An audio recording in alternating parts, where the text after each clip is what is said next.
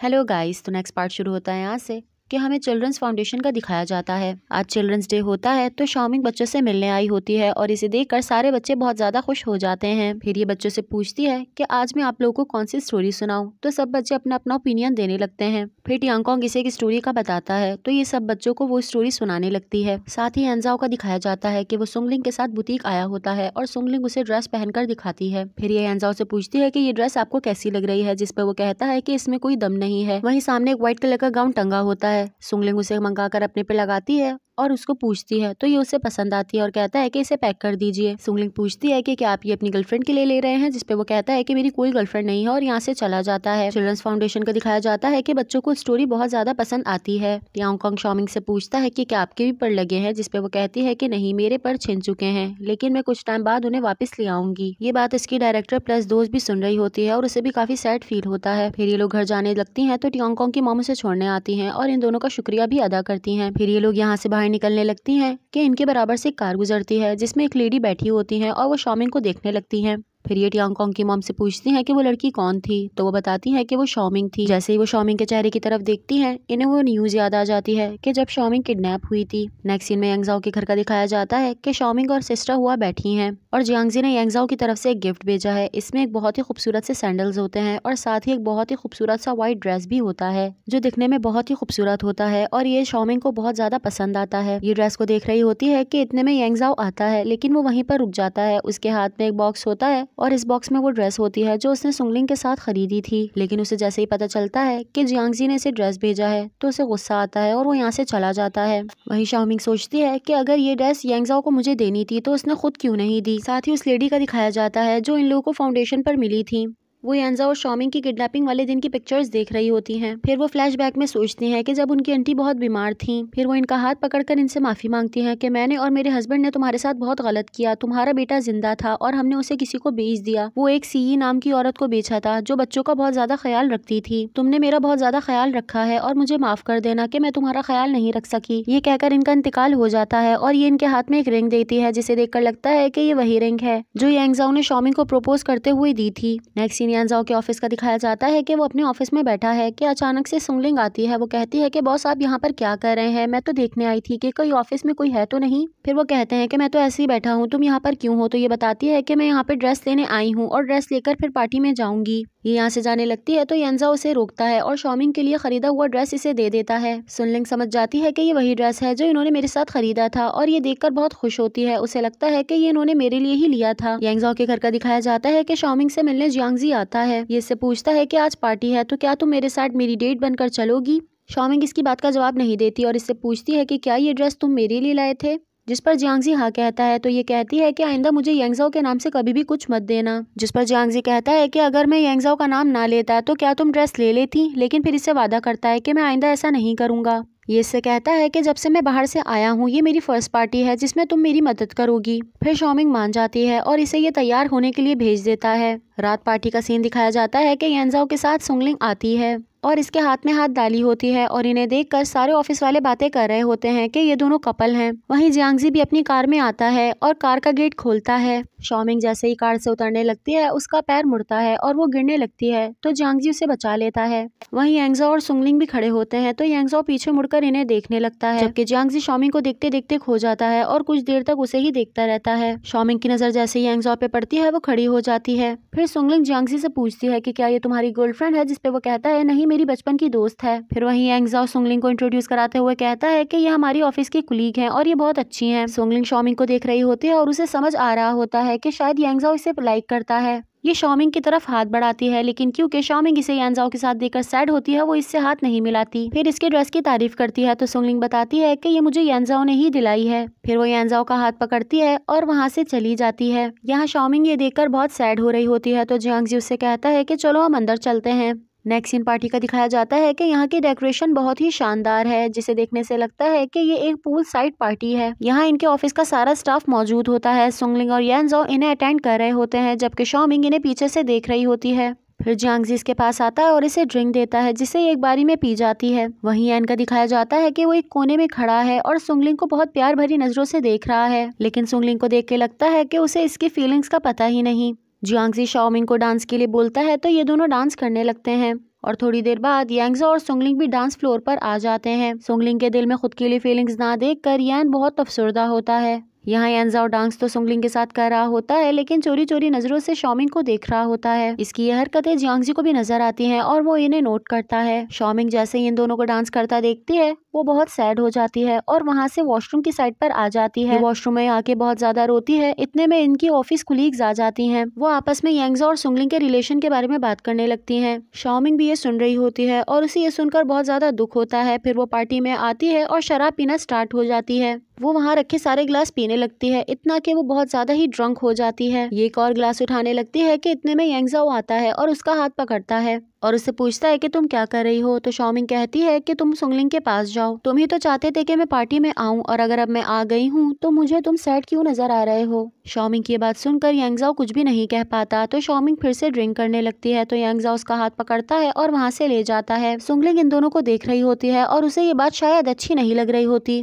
वहीं यांग भी सुंगलिंग को देख रहा होता है और उसे अफसोस होता है कि सुंगलिंग को तो कुछ पता ही नहीं कि उसे मैं चाहता हूँ। यांजाओ शॉमिंग को एक रूम में लाता है और उससे पूछता है कि तुम क्या कर रही हो, तुम पार्टी में सीन क्रिएट कर रही हो। साथ ही उसे जियांगजी के बारे में पूछता है तो ये कहती है कि वो मुझे शुरू से लाइक करता है और वो तुम्हारी तरह नहीं है, वो मुझे अभी तक लाइक करता है। ये सुनकर यांजाओ को गुस्सा आता है और वो कहता है कि तुम फिर से कहो। तो शॉमिंग कहती है कि ये मेरा मसला है, तुम्हें मेरी फिक्र करने की कोई जरूरत नहीं। यांजाओ उसके करीब आता है और उससे कहता है कि तुम क्या भूल गई हो कि तुम्हारी मॉम हॉस्पिटल में है। अगर वो तुम्हें इस तरह से देखेंगी तो उन्हें कैसा लगेगा कि उनकी इतनी अच्छी खासी बेटी आज शराबी बन गई है और पार्टी में सीन क्रिएट कर रही है। ये बात सुनकर शॉमिंग यहाँ से चली जाती है और यांजाओ भी, और दिखाया जाता है कि जियांगजी भी इसी रूम में बैठा है दूसरी साइड पर और इन दोनों की बातें सुन रहा है। शॉमिंग एक कॉर्नर में सैड खड़ी होती है तो उसके पास एक बेयर आता है और उसे हंसाने की कोशिश करता है। फिर वो इसका हाथ पकड़ता है और इसके साथ डांस भी करता है, जिससे शॉमिंग का मूड चीयर अप हो जाता है। इतने में यहाँ की लाइट्स ऑफ हो जाती हैं और जियांगजी सैक्सोफोन बजाते हुए आता है। ये बहुत अच्छा प्ले कर रहा होता है तो सब रुक जाते हैं और इसकी तरफ देखने लगते हैं कि अचानक से शॉमिंग पे एक लाइट ऑन होती है, जिसे देखकर लगता है कि ये सब कुछ शॉमिंग के लिए हो रहा है। फिर अचानक से जियांगजी आगे आता है और शॉमिंग को एक बहुत ही खूबसूरत सा बुके देता है। ये सब यांजाओ भी देख रहा होता है, लेकिन उसे बिल्कुल भी अच्छा नहीं लगता। फिर जियांगजी घुटनों पे बैठता है और शॉमिंग को सबके सामने प्रपोज कर देता है। शॉमिंग घबरा जाती है और पीछे जाने लगती है तो जियांगजी उसका हाथ पकड़ने की करता है, लेकिन वो गलती से पानी में गिर जाती है। यहाँ यांजाओ फौरन पानी में कूदता है और शॉमिंग को बचाता है। जियांगजी भी कूदने वाला होता है, लेकिन उससे पहले ही यांजाओ कूद जाता है तो वो उसे देख रहा होता है। फिर वो सबके सामने शॉमिंग को गोद में उठाता है और वहाँ से लेकर जा रहा होता है। तो जियांगजी इनको रोकता है और अपना कोट उतार कर शॉमिंग को कवर करता है। अब कार का सीन दिखाया जाता है। शॉमिंग ने जियांगजी का कोट पहना होता है तो यांगजाओ उसका कोट उतारता है और उसे अपना कोट पहनाता है, लेकिन शॉमिंग बिल्कुल भी रिएक्ट नहीं करती। तो यांगजाओ उसकी तरफ देख रहा होता है और सैड फील करता है, क्योंकि पूरी स्टोरी में जहाँ पे भी बुरा हुआ है वो शॉमिंग के साथ ही हो रहा है। फिर ये दोनों घर आते हैं तो सिस्टर वन से पूछती हैं कि तुम्हें क्या हुआ है। तो शॉमिंग भागती हुई आती है और इनके गले रखकर रोने लगती है। यांगजाओ उनसे कहता है कि इसका ख्याल रखिएगा और अपने रूम में चले जाता है। तो शॉमिंग भी अपने रूम में जाती है। साथ ही दिखाया जाता है कि यान सुंगलिंग को उसके घर पर छोड़ता है। वो इसको प्रपोज करने ही वाला होता है, लेकिन फिर रुक जाता है और कहता है कि नहीं कुछ नहीं, और यहाँ से चला जाता है। इतने में किंगशान की मुलाकात सुंगलिंग से होती है और हमें पता चलता है कि ये दोनों मिले हुए हैं और वो यांजाओ के सीक्रेट्स मालूम करने के लिए ही उसके साथ है। वो किंगशान को बताती है कि यांजाओ की कमजोरी शॉमिंग है, जिसे सुनकर वो कहते हैं कि हम उसी पर अटैक करेंगे। अब घर का सीन दिखाया जाता है कि यांजाओ अपने रूम में है और उसने जो शॉमिंग के साथ आज तक किया है उसके बारे में सोचकर सैड है। वहीं शॉमिंग के रूम का दिखाया जाता है कि वो अपनी और अपनी मदर की पिक्चर को देख रही होती है। इसे देख के वो बहुत दुखी है। ऊपर एयर कंडीशनर लगा होता है। शॉमिंग उसे तेज कर देती है और उसके नीचे खड़ी हो जाती है। वो अपना कोट भी उतार देती है और उसे बहुत ज्यादा सर्दी भी लग रही होती है, लेकिन वो वहाँ से नहीं हटती। नेक्स्ट सीन जियांगजी का दिखाया जाता है कि वो पूल साइड पर ही होता है और बहुत सैड होता है कि शॉमिंग ने उसको रिजेक्ट कर दिया। इतने में किंगशान आते हैं और उसको भी ड्रिंक देते हैं। वो इसे कहते हैं कि तुम्हें लड़की के मामले में जल्दी नहीं करनी चाहिए। फिर यांगजाओ के फादर के बारे में बताते हैं कि हम दोनों ने 21 साल पहले एक साथ ही काम शुरू किया था, लेकिन वो अचानक से इतना अच्छा कैसे हो गया, उसका काम इतना कामयाब ऐसे कैसे हो गया, और वो इसलिए क्योंकि उसने यांगजाओ की माँ से शादी कर ली थी और ये सीक्रेट अभी ही मुझे पता चला है। ये कहकर वो यहाँ से चले जाते हैं और जियांगजी शॉमिंग के बारे में सोचता रहता है। अब सुबह का सीन दिखाया जाता है कि शॉमिंग की तबीयत बहुत ज्यादा खराब है और कमरे में सिस्टर हुआ आती है। वो आकर इसे देख देखती हैं तो इसे बहुत तेज फीवर होता है और ये खांस भी रही होती है, तो इसे दवा देती हैं। शाओमिंग उनके सामने तो रिएक्ट करती है कि जैसे उसने दवा खा ली है, लेकिन वो अपनी मुट्ठी में बंद कर लेती है और नहीं खाती। तो वो इससे कहती है कि तुम अपना ख्याल रखना, और ये कहकर वो यहाँ से चली जाती है। ये जैसे ही देखती है कि सिस्टर हुआ चली गई है, ये आती है और दवाओं को डस्टबिन में डाल देती है। साथ ही यांजाओ के ऑफिस का दिखाया जाता है कि वो अपनी टी टेबल को साफ कर रहा होता है। यहाँ जियांगजी आता है और कहता है कि चेयरमैन अपना रूम खुद ही साफ कर रहे हैं। तो ये कहता है कि हमें क्या जरूरत, हम दूसरों से काम कराएं जब हम खुद ये काम कर सकते हैं।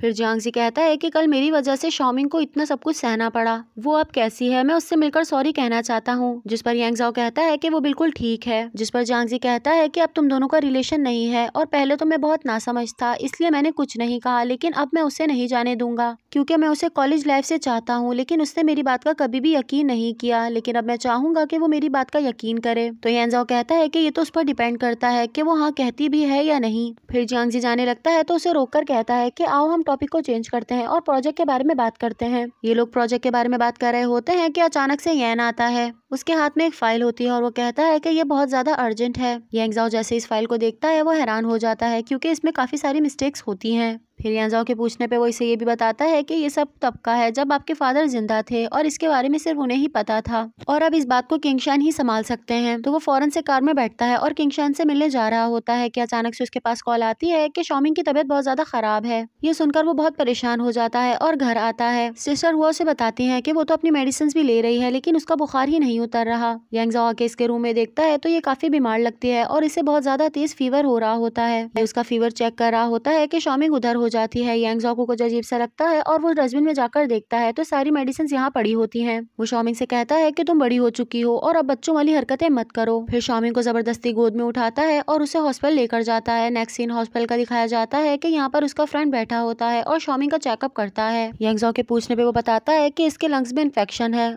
इसलिए आप रूम से बाहर जाए, मुझे इसका चेकअप करना है। शाओमिंग जैसे ही अपनी बीमारी के बारे में सुनती है वो जरा सी खुश होने लगती है। यांगजाओ रूम के बाहर आ जाता है और वो इसका चेकअप करने लगता है। वो इससे पूछता है कि तुमने कौन सी दवा खाई थी, तुम्हारा बहुत माइनर सा इन्फेक्शन है जो 2-3 दवाइयों से ठीक हो जाएगा। तो ये उसके सामने हाथ जोड़ने लगती है कि मुझे हॉस्पिटल में एडमिट होने दो। पहले तो ये मना करता है लेकिन फिर मान जाता है और यांगजाओ से आकर कहता है कि उसके पेट में इन्फेक्शन है जिसको ऑब्जर्व करने के लिए हमें 2-3 दिन तक उसे यहीं पर रखना होगा। यांगजाओ से कहता है कि तुम एक बहुत ही काबिल डॉक्टर हो और उसके दोस्त भी हो, इसलिए अब तुम्हें उसका ख्याल रखना है और उसे यहाँ से कहीं भी बाहर जाने नहीं देना क्योंकि ये उसके भले के लिए है, और अगर वो यहाँ से निकलेगी तो उसको खतरा है। तो ये मान जाता है और कहता है कि मैं उसे कहीं जाने नहीं दूंगा, बेफिक्र रहो। शाओमिंग को दिखाया जाता है कि वो अपने रूम में बैठी है और यहाँ से बाहर निकलने की कोशिश कर रही है लेकिन नहीं जा पाती। ऑफिस का दिखाया जाता है कि यहाँ पे बहुत ही अर्जेंट मीटिंग चल रही होती है लेकिन जियांगजी अपने गेम्स में लगा होता है तो सब इसे देखने लगते हैं, लेकिन इसका ध्यान गेम्स पर से नहीं हटता और ये अभी भी गेम्स ही खेल रहा होता है। ये जैसे ही ऊपर देखता है तो सब इसी की तरफ देख रहे होते हैं और ये कहता है कि मेरे बाबा का काम करने का तरीका अलग है और इस बारे में मुझे भी कुछ नहीं पता। शाओमिंग का दिखाया जाता है कि उसकी तबीयत वाकई खराब हो रही होती है तो डॉक्टर उसके पास आते हैं और बुखार चेक करने के लिए कहते हैं। ये शाओमिंग से बहुत ही अच्छे से बात करते हैं, उससे कहते हैं कि अब तुम्हारी यहाँ से छुट्टी हो जाएगी। शाओमिंग ये सुनकर सैड होने लगती है तो वो कहते हैं कि नहीं, अभी 2-3 दिन लगेंगे, तुम पूरी ठीक हो जाओ फिर यहाँ से चली जाना।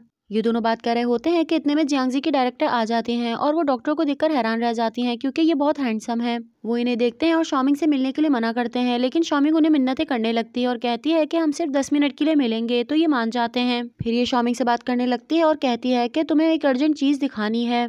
ये अपना मोबाइल निकालकर शाओमिंग को दिखाती है तो इसमें जियांगजी और इसकी पिक्चर आई होती है। तो ये बताती है कि ऐसा कुछ भी नहीं है, हम लोग तो बस कॉलेज फ्रेंड्स हैं। ये दोनों बातें करने लगती हैं और थोड़ी देर बाद इनकी डायरेक्टर कहती हैं कि मैं यहाँ से चलती हूँ, तो शाओमिंग उन्हें रोकती है। ये दोनों गेटअप चेंज करती हैं और यहाँ से निकल रही होती है। इतने में डॉक्टर आ जाते हैं लेकिन वो इसे पहचान नहीं पाते तो ये यहाँ से चली जाती है। ये अपनी मॉम से मिलने आती है और उन्हें देखकर बहुत सैड होती है। उनके पास बैठ जाती है और रोने लगती है। कहती है कि आप जल्दी ठीक हो जाएंगी, मैं आपके बिना बिल्कुल भी खुश नहीं हूँ, और यांजाओ को भी सच बताएंगी कि उनका मर्डर आपने नहीं किया। हॉस्पिटल का सीन दिखाया जाता है कि डॉक्टर शाओमिंग का चेकअप करने आते हैं तो इनकी डॉक्टर ब्लैंकेट में छुप जाती हैं। वो बहुत कोशिश करती हैं कि इनके डॉक्टर को पता ना चले लेकिन फिर उन्हें पता चल जाता है कि ये तो शाओमिंग की फ्रेंड है। वो अपने ऑफिस में आते हैं और सिक्योरिटी को कॉल लगाते हैं लेकिन ये उन्हें रोक लेती है और अपना कार्ड दिखाती है कि मैं तो सिर्फ उसकी मदद कर रही थी। पहले तो ये गुस्सा करते हैं लेकिन फिर मान जाते हैं। थोड़ी देर बाद शाओमिंग भी आ जाती है और डॉक्टर उसे देख लेते हैं तो शाओमिंग उन्हें बताती है कि मैं अपनी मॉम से मिलने गई थी। डॉक्टर इसे कहते हैं कि तुम अपनी किसी फैमिली मेंबर के साथ भी तो जा सकती थी, तो ये उन्हें सारी स्टोरी के बारे में बताती है, जिस पर डॉक्टर कहते हैं कि तुम बेफिक्र रहो, तुम मेरी फ्रेंड भी हो और मैं तुम्हें समझ सकता हूँ, मैं ये बात किसी को भी नहीं बताऊंगा। यांजाओ के ऑफिस का सीन दिखाया जाता है कि किंगशान उससे मिलने आते हैं।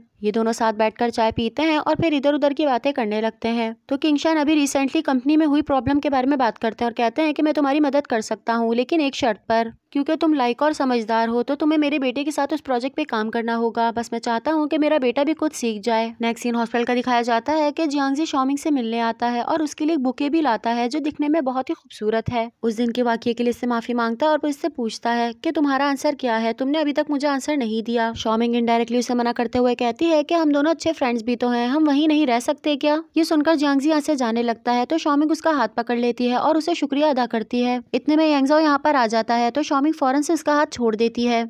यांगजाओ से कहता है कि तुम मेरे साथ बाहर आओ, मुझे तुमसे प्रोजेक्ट के बारे में कोई बात करनी है। फिर ये दोनों बाहर निकल जाते हैं और चेयर पर बैठे होते हैं कि जियांगजी से कहता है कि तुम झूठ बोल रहे हो ना, बस मुझे उससे दूर करने के लिए तुमने ये कहा था ना। तो यांगजाओ कहता है कि मुझे कोई शौक नहीं कि मैं किसी के भी मामले में बोलूं, मुझे तुमसे प्रोजेक्ट के बारे में कोई बात करनी थी। ये जियांगजी से कहता है कि न्यू प्रोजेक्ट पे तुम मेरे साथ वर्क करोगे। तो ये कहता है कि हाँ, मेरे फादर की पहुंच इतना तो करा सकती है। शॉमिंग के रूम का दिखाया जाता है कि वो जियांगजी के दिए हुए फ्लावर्स को देख रही होती है। इतने में यांगशाओ यहाँ पर आ जाता है। वो कहता है कि क्या तुम्हें ये पसंद है, जिसपे वो मना कर देती है। तो यांगजाओ कहता है कि मैं जियांगजी की बात कर रहा हूँ, जिसपे वो कहती है कि अभी भी मेरा जवाब यही है। तो शॉमिंग इससे कहती है कि मुझे मॉम की बहुत याद आ रही है, हम दोनों से मिलने चलते हैं। तो ये फौरन से मना कर देता है और कहता है कि हम दोनों घर चलते हैं, वैसे भी तुम्हारी तबीयत अब ठीक हो गई है। शॉमिंग इसे कहती है कि मैं जैसे भी हूँ खुश हूँ, तुम्हें मेरी बिल्कुल भी परवाह करने की जरूरत नहीं है। ये कहकर वो ब्लैंकेट के अंदर हो जाती है तो यांगजाओ उसका ब्लैंकेट हटाने लगता है। इतने में डॉक्टर यहाँ पे आ जाते हैं और वो कहते हैं कि तुम्हें क्या हुआ है। वो अंदर से रोते हुए कहती है कि आप दोनों यहाँ से चले जाएं।